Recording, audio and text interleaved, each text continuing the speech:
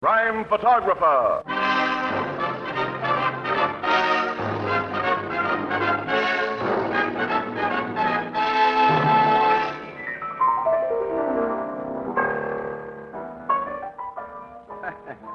Good evening, ladies and gentlemen. This is Tony Marvin. Every week at this time, bring you another adventure of Casey, Crime Photographer, ace cameraman who covers the crime news of a great city. Written by Alonzo Dean Cole, our adventure for tonight, Bright New Star.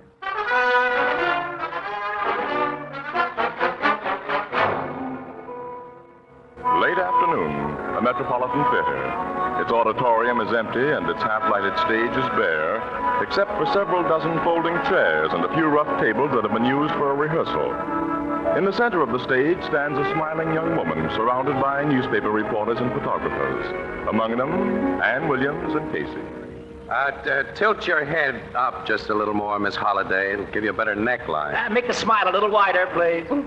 I'll try, gentlemen. That's it. Hold it. There. Now sit down and cross your legs. Huh? Yeah, we want a little cheesecake. All right. Will this do? Pull the skirt a little higher. Like this? That's swell. Say, you photographers get out of the way and give us reporters a chance. Danny, you can take over as far as I'm concerned. I wasted enough good Super Pan press film on this publicity build-up.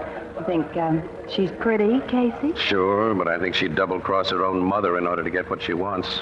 She'll be getting what any woman would want when this play opens tomorrow night. Her name and lights and... Well, if she's half as good as the rave notices she got on the out-of-town tryouts, she'll be the biggest smash we've had for a long time. Yeah. Well, go on over and get your interview. I'll have a gab with Hartley Owens. Oh, he's a nice old thing. I'm glad he's finally got what seems an assured success in this play. Yeah, so am I. He must have been down to his last half a shoestring when he got his mitts on this comedy.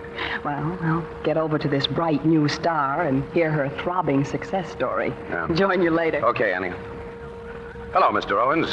Hello, Casey. It was nice of all you newspaper boys and girls to come here today and give me this break. You made sure we'd give you this break. You mean the insurance story? Yeah. It's a corny old publicity gag, Mr. Owens, but it always works. When we got the release about you insuring your new star for $250,000 and then verified the truth of it, well, it made good copy. Well, the $250,000 life insurance policy I took out on Sandra Holliday wasn't merely a bid for publicity, Casey. That little girl over there in my play, I've got an SRO hit that'll make me several millions. Without her, I've got another turkey. She's as good as all that, huh? She's sensational.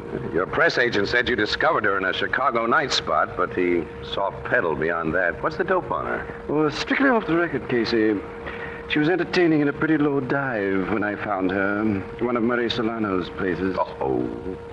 I knew Solano when he was running a clip joint in this town. It was a honey. So is Solano.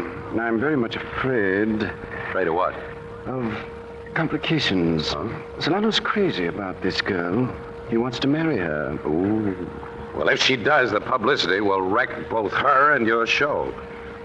You know, among other assorted crimes and misdemeanors, that guy is strongly suspected of a couple of murders. Well, she won't marry him. As a matter of fact, Sandra's even more anxious to get rid of him than I am. But Solano has money, Casey. He was helpful to her before I took her out of his place. And I think that she had encouraged him a little too much. Now it's going to be hard to give him a brush off. Very hard. He's followed her here. He even managed to get a suite at the Quarterly Blenheim where she's stopping, and on the same floor. Sandra wishes to be completely free of him. She's temperamental and impulsive. If she doesn't handle the situation wisely, he might get nasty. Yeah, he will. Murray Solano was born nasty. Hello, Hartley. Oh, good afternoon, Bernice. Our dear little Sandra seems to be having a most enjoyable session with the newspaper people. Yes, indeed. Bernice, allow me to present Mr. Casey of the Morning Express. Casey, this is my other great star, Miss Rolfe. Well, it's a great pleasure to meet you, Miss Rolfe. I've admired your acting a long time. Thank you. You're a photographer, Mr. Casey? Yes. Then why aren't you taking pictures of Mr. Owen's sensational discovery? Well, I've already taken some. I'd like to shoot several of you, Miss Rolfe. That's diplomatic, Hartley. Bernice, my dear, you know. Yes, Hartley. I know. Good day, Mr. Casey. So long, Miss Rolfe.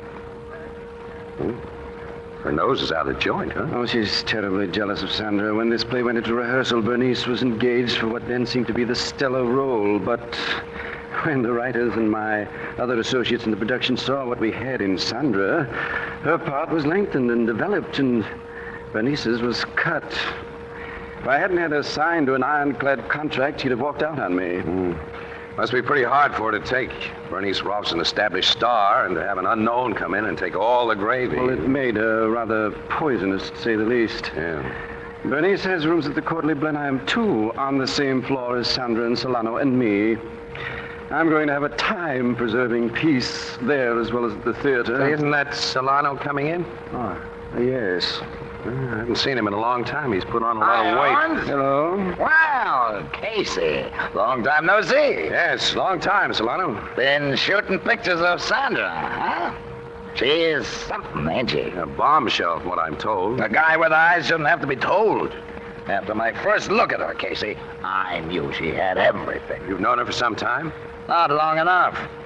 See, Owens, I figured it'd make Sandra feel good if I threw a party in her honor tonight. You know, give her a big send-off with flowers and champagne, wish her success. So I've made arrangements at the Silver Club. No, Mr. Solano, I told you there'd be no parties tonight. Tomorrow night's our opening, and Sandra must have complete rest until then. Not with that rest stuff. That kid likes excitement. Hey, Sandra! Yes? I want to talk to you a minute. I'm terribly busy. Excuse me, Casey, I've got to make sure she doesn't... Yeah, I'll go with you, Mr. Owens. Ditch those newspaper characters for a minute and get an earful of what I've cooked up.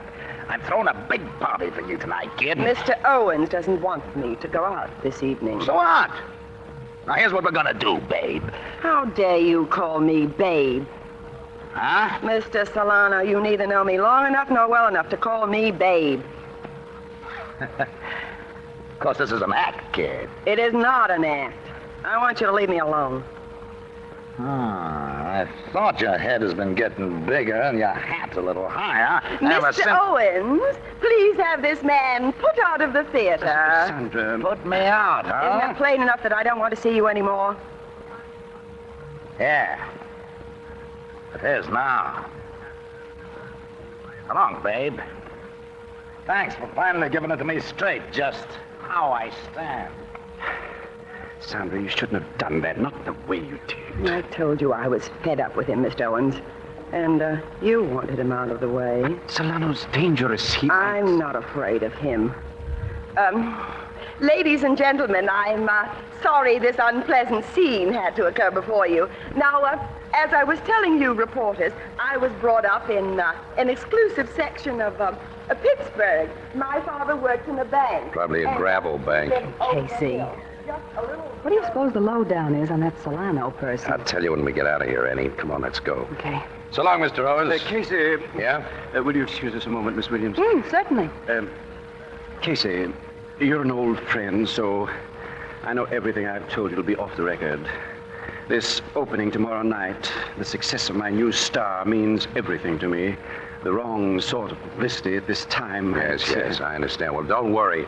Nothing to hurt your show. We'll get into the Express, and the people here from other papers are young in the racket. They don't know Solano. Oh, thanks. You think he might try to harm Sandra? It was pretty rough, the way she gave him the gate. Solano's going to be plenty burnt.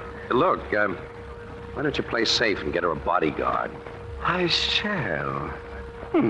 That'll be good for publicity. Yeah. You would think of that, Hank. Second nature, my boy. But seriously, until I secure guards for the job, I'll keep very close watch over her myself. Well, that'll be easy since you're stopping at the same hotel. Well, so long, Mr. Owens. And so long, Casey.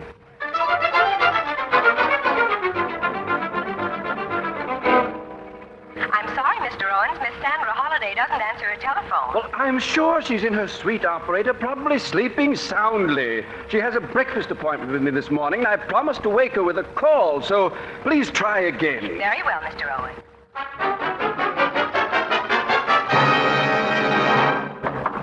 Don't waste time knocking at that door, man. Open it. If I use my pass key on Miss Holliday's door, you must take the responsibility, Mr. Owens.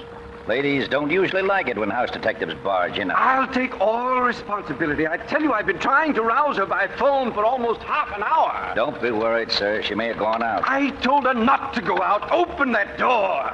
Here you are, sir. But nothing ever happens to people in this hotel. Merciful Lord. Sandra. Her head's all bashed in. She's dead. Dead before she could open tonight. I've lost at least $1 million. You can think of money at a time like this? Yes. And of paying off the man I think has robbed me of it.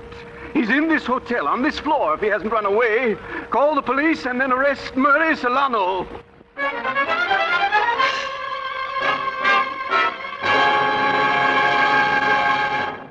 Our story will continue in just a moment.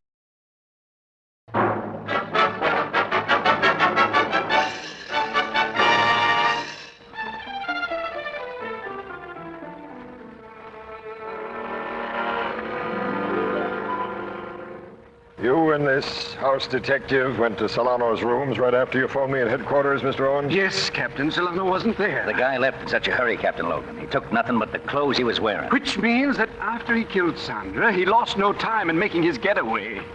Casey, have you told Captain Logan what happened at the theater yesterday? Yes, on our way here, I happened to be in Logan's office when the murder report came in. You, house detective, what's your name? Bannon, sir. Have you made any check on Solano's movements, Bannon? Yes, Captain. He was last seen coming into the hotel about 12 o'clock last night.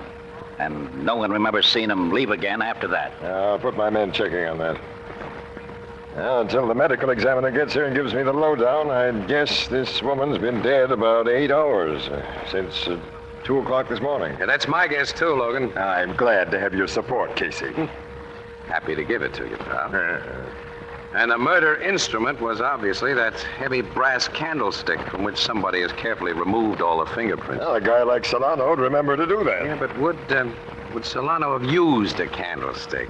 Why not? I can see him giving her the business with a gun or his fist about choking her to death. If he'd used a gun, the shot would have been heard. Yes, I know that, but I don't know, the picture doesn't seem just right. And how did he get in here between midnight and 2 in the morning? Well, I think Sandra let him in herself, Casey, perhaps because I instructed her not to do so under any circumstances. Well, you saw yesterday how headstrong she was, and she had no fear of Solano. I thought you were going to get guards for her, Mr. Owens. I did. Men from the Phoenix Detective Agency would be close to her every minute after this morning. After this morning? Well, Sandra had promised me she wouldn't leave her suite until she accompanied me to breakfast, Captain. I was foolish enough to think she'd be safe there. I'm a man who makes big mistakes. I've made nothing else during the last half-dozen years. Now, I've made my biggest and lost a fortune. Your show has no chance without Miss Holliday, huh? None whatsoever.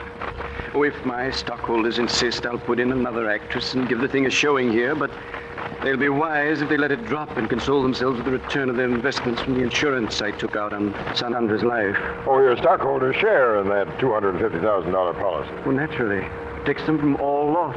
Who are your stockholders? Why, that's a private business matter, Captain. There can be no privacy where murder is concerned. Yes, you're right. Well, as you're probably aware, Captain, conservative businessmen rarely wish it known that they invest in anything as speculative as a theatrical venture.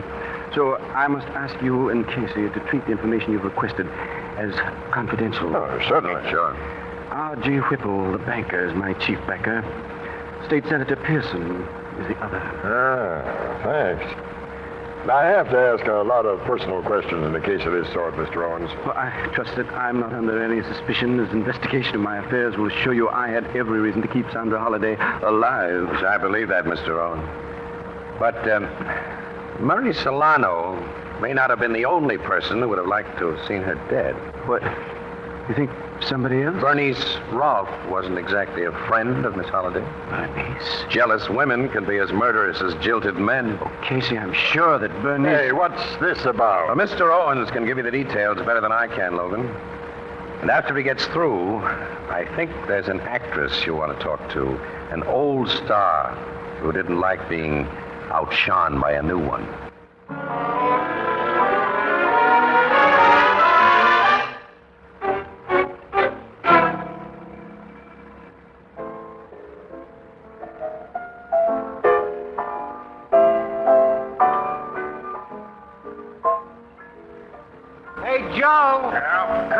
Bernstein wants another mint julep, and we're all out of mint. I'll get some right away, Ethelbert. Yeah, make him the julep when you do. Okay. Joe just lets things go behind this bar. Joe does. Well, sure, Miss Williams. I'm not supposed to do everything. Everything. Now, go on with what you were saying, Casey. Captain Logan didn't get anything out of Bernice Rolfe, huh? No, nothing. Nothing except denials, pal. She had every opportunity last night to make a round trip from her rooms in that hotel to Miss Holliday's suite. As a member of the show, Holliday would naturally have let her come in. But Miss Rolfe says she didn't go near Sandra Holliday's suite last night, and nobody saw her go near Well, it. nobody saw Solano go near it either, Annie. Nobody saw anybody go near it, did they? Apparently not. Well, I think it's a waste of time to suspect anyone but Solano. The simple fact that he sneaked out of that hotel and that he's hiding from the cops now is proof of his guilt. Annie, that's circumstantial evidence. You don't believe Solano did the job, huh, Casey? Well, Ethelbert, I'm trying to keep an open mind about him. The guy, of course, is a lousy racketeer. He's a suspected killer. But he's never shown the kind of a yellow streak that a guy must have before he beats a woman's brains out and from behind her back at that. Oh, I don't know. I'm probably all wrong. Logically, he's the guy, but... Well, I have a hunch. Uh-oh. One of them things again, huh? Yeah. Placing any bets on it? I got a couple of bucks in my pocket that ain't working. Yeah, well, keep it there. My common sense tells me this hunch is wrong. I'll take that $2 bet, Ethelbert. Huh? On Casey's hunch being right, Miss Williams? On his common sense being wrong. I'll always bet on that. Annie, what do you mean by The that? bet's $2 his hunch is right because his common sense is wrong. That's it. It's a deal. But remembering past experience, I think I've stuck my neck out for the losing end. Oh, yeah? Casey, as my sister Edna says, quote, people are like onions. They usually repeat. Pardon me. I mean, unquote. My admiring friend. How's Hartley Owens taking the whole thing, Casey? Everybody says he'd be riding high again if his show could have opened with that girl. Well, he's taking it like any guy would who lost a potential million or two. He'll collect on that big insurance policy, of course. Only a small part of it, 20%. 50 grand is peanuts to what he would have made on the show with Sandra Holliday. Who gets the other 80%? His backers. Who'll make plenty on their investments. Say, maybe one of them backers figured insurance dough was more sure than that show being a hit. No. Forget it. Logan checked the backers. They're both very rich, very law-abiding guys who wouldn't have and couldn't have killed Sandra Holliday. How can you say that Big Jim Maxon is law-abiding? Why, he ain't even very rich. Big Jim Maxon, what about him? Who runs Maxon's Tavern? I know. You know, he's in the rackets, Casey. Well, and what's Big Jim Maxon got to do with it? He's one of Hartley Owens' backers. What? Big Jim? Oh, you're nuts. He told me he was. Said he bought 20% of the show for 10 grand. He told you. Only a couple of nights ago. He asked me to keep it confidential, kind of that hard-boiled wife of his wouldn't approve. And he said that Heine Troutman, the gambler, had 20% too. Casey, this may mean that... Annie, sure.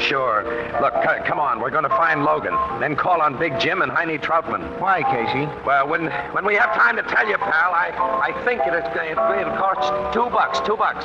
$2? Your bet to me, Ethelbert, against Casey's hunch.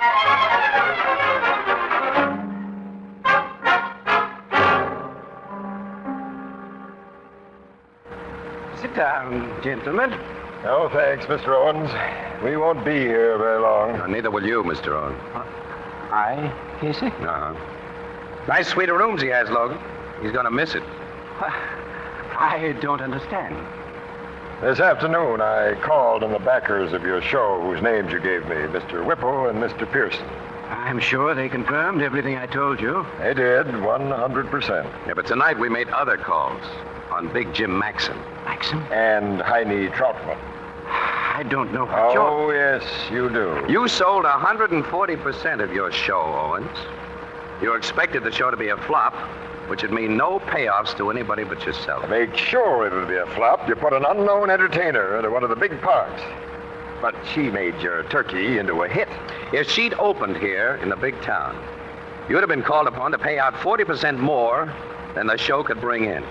to 2 hard-boiled businessmen and 2 tough racketeers. When you got the bright idea of insuring Miss Holliday's life, the business guys with their lawyers made you sign over an interest in the policy to the extent of the shares they'd bought, 80%. But in the deal you made with Maxon and Troutman, you merely had to return their invested dough, $20,000, if Miss Holliday's death made the insurance collectible. So, to keep yourself from being sent to jail by the business guys or being rubbed out by the racketeers when they got wise that you'd sold them watered stock... And to still make $30,000 out of your swindle, it had backfired. You killed Sandra Holliday. You may as well admit it, Owens. Solano killed her. Solano did it. You made it look that way. Oh, he was to be your fall guy. Yeah, stick out your wrist, Owens. I've got a pair of bracelets for you. Oh, no. Look, give me that gun. If either of you take a step, I'll shoot. You think I came here to arrest a murderer without posting 10 men in the hall outside to cover us? Nobody's going to get me. There's an extension roof only a floor below these windows. I'll jump and get away. You're crazy. Maybe I am crazy. So crazy I'm going to kill both of you. He's going to shoot you. Wait. No! Oh, it's on the floor. Well, who fired? I shot the rat, Captain. Solano. Yeah, Casey. You're okay. This gat in my mitt won't do you and Captain Logan any damage. Thanks. Yeah, $1 million. Funny. I never thought I'd save the life of a cop and a newspaper guy, but things don't always happen the way we figure. You know, we just found that out. Tell me, how did you get in this room? That's funny, too. I was coming along the hall this morning when I heard Owens and that house dick talking in Sandra's suite. I heard him say she was dead. And Owens said I'd killed her. Knowing how I stand with cops and having no alibi, I did a quick duck through another open door into here. You've been hiding out in Owens' suite? You cops never bothered to look for me in the rooms of the guy who'd set you to hunting me. And he didn't know I was here. Any more than I knew he was the rat who killed Sandra. Funny all around. Funny. Wouldn't have been funny for Logan and me if you hadn't been here. That maniac had the drop on us. We hadn't a chance. Maniac, huh? You heard him. He was crazy. The Owens is coming, too. You didn't kill him, Solano. I'll get a doctor for him. First, give me your gun, Solano. Casey and I are thankful you had one and used it as you did. I'm keeping this gun. Huh? It's got a little job to do. Solano. The rat who turned my girl against me and then killed her isn't gonna die of old age in an asylum. Solano! Hey, that gun! Fool. You can have the gat now, Captain. You're under arrest, Solano. For murder. Sure, Captain. Funny, ain't it? The way you finally pinned me for a rap in the hot seat.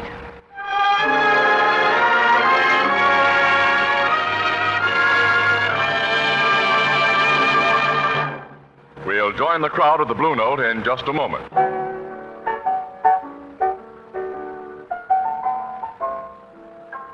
It was funny, Casey, how Solano was finally got for murder. Well, I'm not laughing about it, Ethelbert. No, he saved Casey's life. And Logan's. Well, not only that, Solano's a bad guy. He's deserved a life sentence or the chair for a long time, but... No, nuts, I don't know.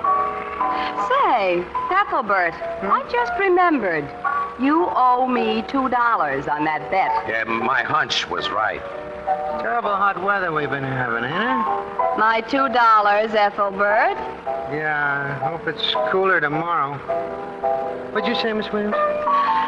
You know, Ethelbert, a better always pays up promptly. Yeah, when it's cooler, it'll be much better.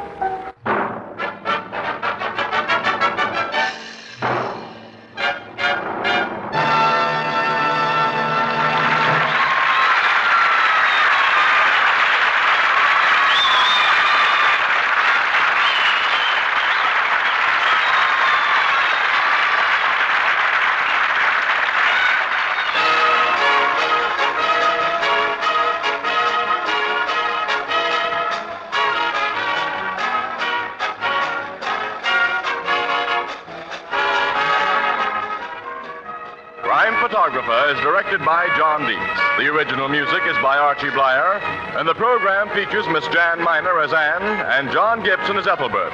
The part of Hartley Owens was played by Roger DeKoven. Herman Chittison is the Blue Note pianist.